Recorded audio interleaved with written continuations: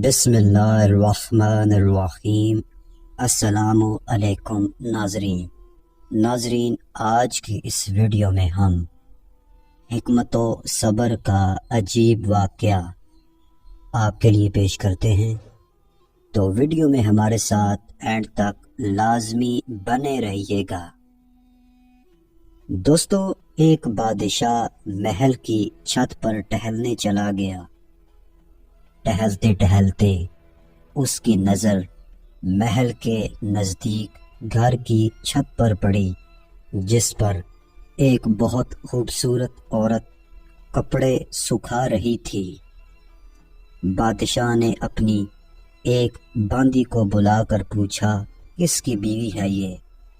باندی نے کہا، بادشاہ سلامت، یہ آپ کے غلام فیروز کی بیوی ہے۔ بادشاہ نیچے اترا۔ بادشاہ پر اس عورت کے حسن و جمال کا سحر سا چھا گیا تھا۔ اس نے فیروز کو بلایا۔ فیروز حاضر ہوا تو بادشاہ نے کہا، فیروز، ہمارا ایک کام ہے۔ ہمارا یہ خط فلاں ملک کے بادشاہ کو دے آؤ اور مجھے اس کا جواب بھی ان سے لے آنا۔ دوستو، فیروز نے کہا، بادشاہ کا حکم سر آنکھوں پر، اور وہ اس خط کو لے کر گھر واپس آ گیا۔ خط کو اپنے تکیے کے نیچے رکھ دیا، سفر کا سامان تیار کیا۔ رات گھر میں گزری اور صبح منزل مقصود پر روانہ ہو گیا۔ دوستو، اس بات سے لا علم کہ بادشاہ نے اس کے ساتھ کیا چال چلی ہے، ادھر فیروز جیسے ہی نظروں سے اوجھل ہو گیا، بادشاہ چپکے سے فیروز کے گھر پہنچا اور آہستہ سے فیروز کے گھر کا دروازہ کھٹکھٹایا۔ فیروز کی بیوی نے پوچھا، کون ہے؟ بادشاہ نے کہا، میں بادشاہ، تمہارے شوہر کا مالک۔ تو اس نے دروازہ کھولا۔ بادشاہ اندر آ کر بیٹھ گیا۔ دوستو، فیروز کی بیوی نے حیران ہو کر کہا، آج بادشاہ سلامت یہاں ہمارے غریب خانے میں؟ بادشاہ نے کہا، میں یہاں مہمان بن کر آیا ہوں۔ فیروز کی بیوی نے بادشاہ کا مطلب سمجھ کر کہا، میں اللہ کی پناہ چاہتی ہوں آپ کے اس طرح آنے سے، جس میں مجھے کوئی خیر نظر نہیں آ رہی۔ بادشاہ نے غصے میں کہا، اے لڑکی، کیا کہہ رہی ہو تم؟ شاید تم نے مجھے پہچانا نہیں۔ میں بادشاہ ہوں، تمہارے شوہر کا مالک۔ دوستو، فیروز کی بیوی نے کہا، بادشاہ سلامت، میں جانتی ہوں کہ آپ ہی بادشاہ ہیں۔ شیر کو اگرچہ جتنی بھی تیز بھوک لگی ہو، لیکن وہ مردار تو نہیں کھانا شروع کر دیتا۔ اور کہا، بادشاہ سلامت، تم اس کٹورے میں پانی پینے آ گئے ہو جس میں تمہارے کتے نے پانی پیا ہے۔ دوستو، بادشاہ اس عورت کی باتوں سے بڑا شرمسار ہوا اور اس کو چھوڑ کر واپس چلا گیا، لیکن اپنے چپل وہیں پر بھول گیا۔ یہ سب تو بادشاہ کی طرف سے ہوا۔ اب فیروز کو آدھے راستے میں یاد آیا کہ جو خط بادشاہ نے اسے دیا تھا وہ تو گھر پر ہی چھوڑ آیا ہے۔ اس نے گھوڑے کو تیزی سے واپس موڑا اور اپنے گھر کی طرف لپکا۔ فیروز اپنے گھر پہنچا تو تکیے کے نیچے سے خط نکالتے وقت اس کی نظر پلنگ کے نیچے پڑے بادشاہ کی چپل پر پڑی، جو وہ جلدی میں بھول گیا تھا۔ دوستو، فیروز کا سر چکرا کر رہ گیا اور وہ سمجھ گیا کہ بادشاہ نے اس کو سفر پر صرف اس لیے بھیجا تاکہ وہ اپنا مطلب پورا کر سکے۔ فیروز کسی کو کچھ بتائے بغیر چپ چاپ گھر سے نکلا۔ ہاتھ لے کر وہ چل پڑا اور کام ختم کرنے کے بعد بادشاہ کے پاس واپس آیا تو بادشاہ نے انعام کے طور پر اسے 100 دینار دیے۔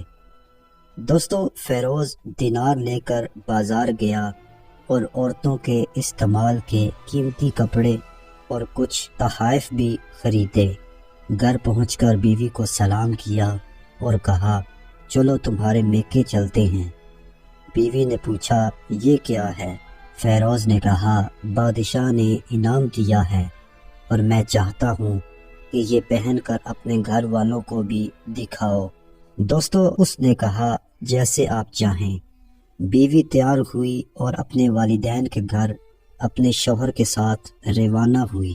داماد اور بیٹی آئے۔ تحائف کو دیکھ کر وہ لوگ بہت خوش ہوئے۔ دوستو فیروز بیوی کو چھوڑ کر واپس آ گیا اور 1 مہینہ گزرنے کے باوجود نہ بیوی کا پوچھا اور نہ اس کو واپس بلایا۔ پھر کچھ دن بعد اس کے گھر والے اس سے ملنے آئے اور اس سے پوچھا فیروز آپ ہمیں ہماری بیٹی سے غصے اور ناراضگی کی وجہ بتائیں یا پھر ہم آپ کو قاضی کے سامنے پیش کریں گے۔ دوستو اس نے کہا اگر تم چاہو تو کر لو، لیکن میرے ذمے اس کا ایسا کوئی حق باقی نہیں جو میں ادا نہ کیا ہو۔ وہ لوگ اپنا کیس قاضی کے پاس لے گئے تو قاضی نے فیروز کو بلایا۔ قاضی اس وقت بادشاہ کے پاس بیٹھا ہوا تھا۔ لڑکی کے بھائیوں نے کہا اللہ بادشاہ سلامت اور قاضی کو قائم و دائم رکھے۔ قاضی صاحب ہم نے ایک سرسبز باغ درخت پھولوں سے بھرے ہوئے اور ساتھ میں میٹھے پانی کا کنواں اس شخص کے حوالے میں دیا تو اس شخص نے ہمارا باغ اجاڑ دیا، سارے پھل کھا لیے، درخت کاٹ لیے اور کنویں کو خراب کر کے بند کر دیا۔ دوستو قاضی فیروز کی طرف متوجہ ہو کر پوچھا ہاں تو لڑکے تم کیا کہتے ہو اس بارے میں؟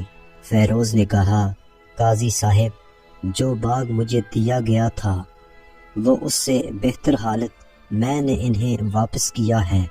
قاضی نے پوچھا کیا اس نے باغ تمہارے حوالے ویسے ہی حالت میں واپس کیا ہے جیسے پہلے تھا؟ انہوں نے کہا ہاں ویسی ہی حالت میں واپس کیا ہے، لیکن ہم اس سے باغ واپس کرنے کی وجہ پوچھنا چاہتے ہیں۔ قاضی نے کہا ہاں فیروز تم کیا کہنا چاہتے ہو اس بارے میں؟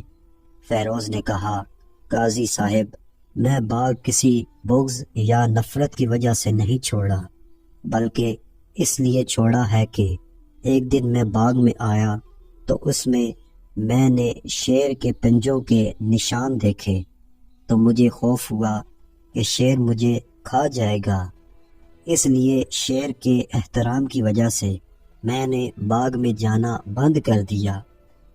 دوستو بادشاہ جو ٹیک لگائے یہ سب کچھ سن رہا تھا اور اٹھ کر بیٹھ گیا اور کہا فیروز اپنے باغ کی طرف امن اور مطمئن ہو کر جاؤ، واللہ اس میں کوئی شک نہیں کہ شیر تمہارے باغ میں آیا تھا، لیکن وہ وہاں پر نہ تو کوئی اثر چھوڑ سکا، نہ کوئی پتا توڑ سکا اور نہ ہی کوئی پھل کھا سکا۔